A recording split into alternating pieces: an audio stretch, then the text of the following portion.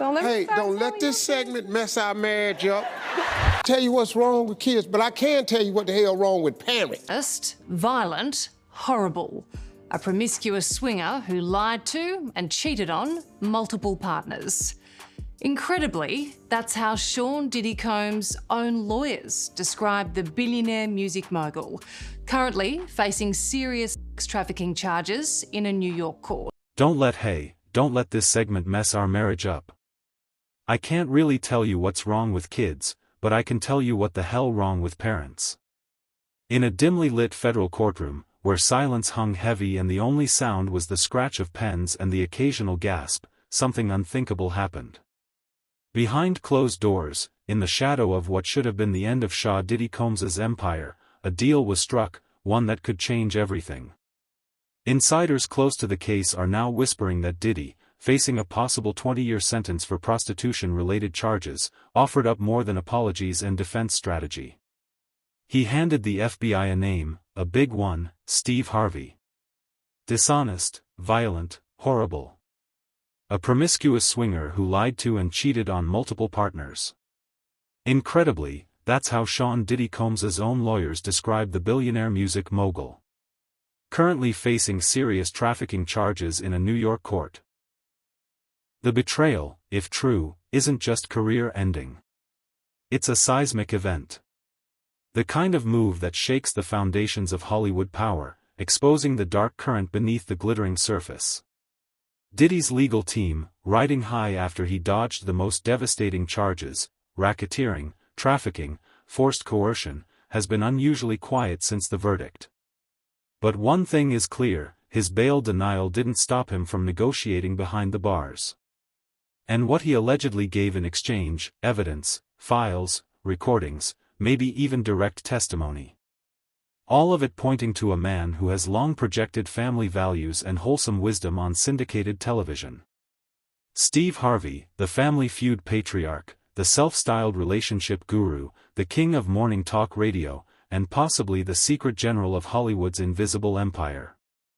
Law enforcement insider suggests that the FBI is preparing for a move against Harvey, one that could come as early as Diddy's sentencing hearing this fall. The arrest is rumored to target Harvey as a central node in a far-reaching network of coercion, control, and cover-ups in the entertainment industry. If Diddy's files truly exist, they reportedly connect Harvey to years of hush operations, intimidation tactics, and elite-level manipulation involving some of the biggest names in music, film, and television.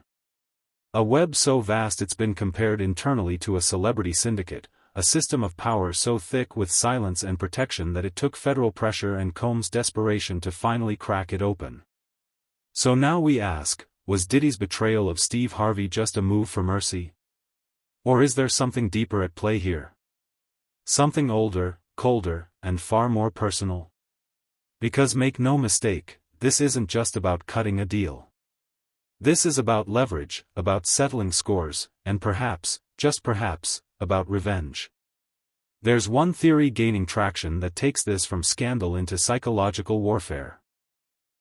Diddy's alleged past with Lori Harvey, Steve's stepdaughter, is more than just a headline from 2019.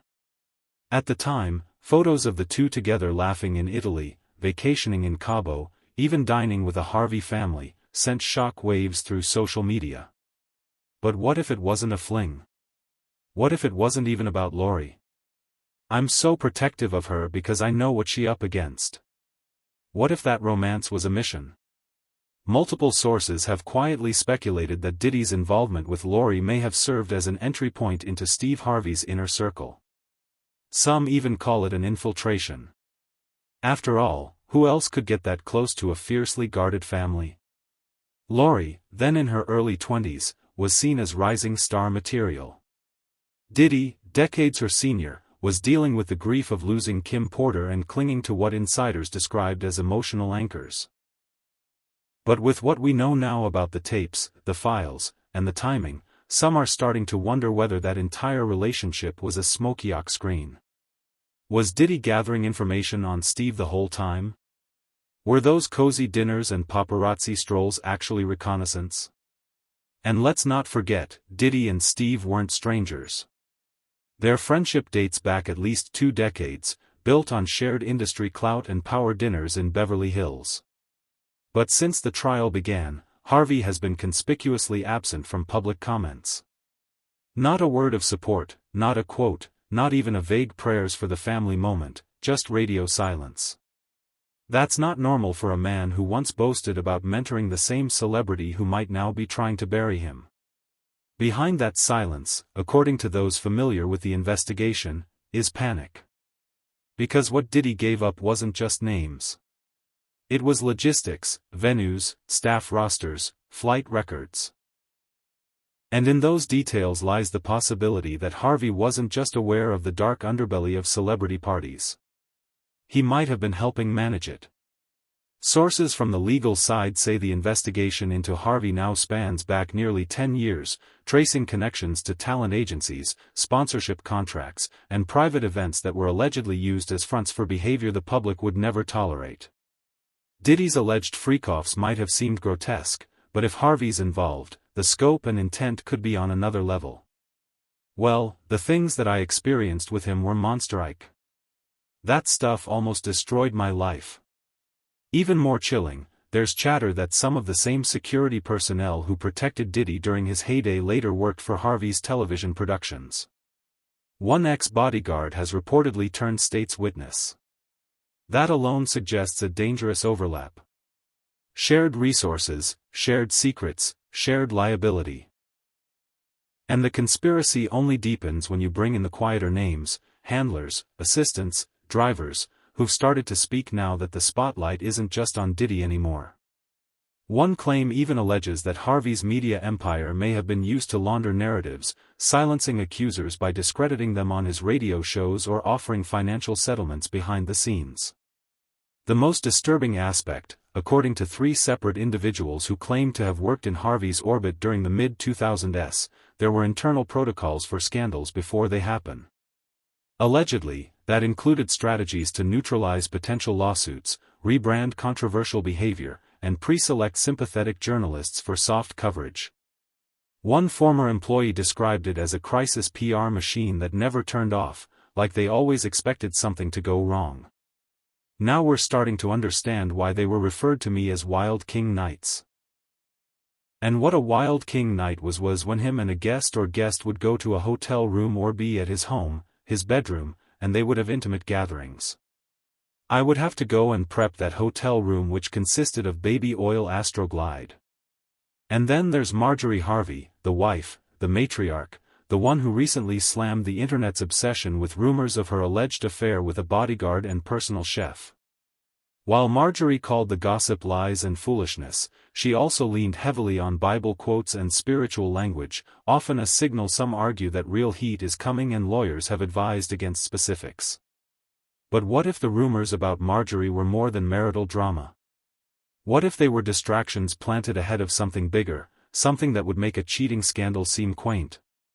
Man, Marjorie, the thing that Marjorie's not telling you, telling everybody business. Okay, now don't let me start telling Steve's business. We can't ignore the smoke surrounding Harvey's previous relationships either. His ex-wife, Mary, accused him of perjury, emotional torture, and even spiritual annihilation. Yes, that's the phrase in the legal documents. Her lawsuit may have been dismissed, but not before painting a portrait of a man who could allegedly orchestrate chaos behind the scenes while maintaining a charming public image. Now, with the FBI circling and Diddy's plea deal hovering over everything, we're left staring at a battlefield of former allies, false smiles, and decades of secrets. And right in the middle of it, a woman named Lori, the model, the influencer, the daughter, yes, but also the bridge. Was she simply caught in the storm, or was she used?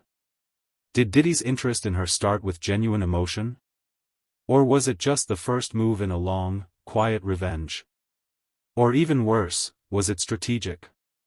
And if it was, how deep does this betrayal go? I thought he was this clean businessman who rise to the top because he was such a powerful and smart educated man. I had no idea that he had this other side to him. And when I started to get exposed to his lifestyle, I started to really realize like this guy has an addiction. It's not just, once every few weeks. It's every day, every hour. And that's exactly what's keeping Hollywood's inner circle awake at night. Diddy's alleged deal with the FBI hasn't just betrayed Steve Harvey. It's detonated a panic bomb across the entire entertainment industry. Whispers are bouncing from studio lots to private yachts. Who's next? Behind those staged smiles and filtered selfies, A-listers are scrambling.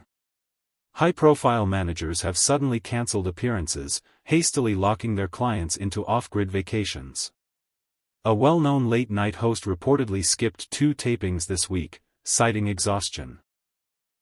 Though insiders claim it was really a frantic damage control meeting with his legal team. Even a major streaming platform quietly postponed a documentary project linked to a famous family we won't name. Something is happening behind the curtain. And it's not just fear, it's survival mode. A cryptic Instagram post from a Grammy-winning singer, "When the masks come off, some faces won't survive the light," sent fans into a frenzy, especially after she unfollowed several artists tied to both Diddy and Harvey.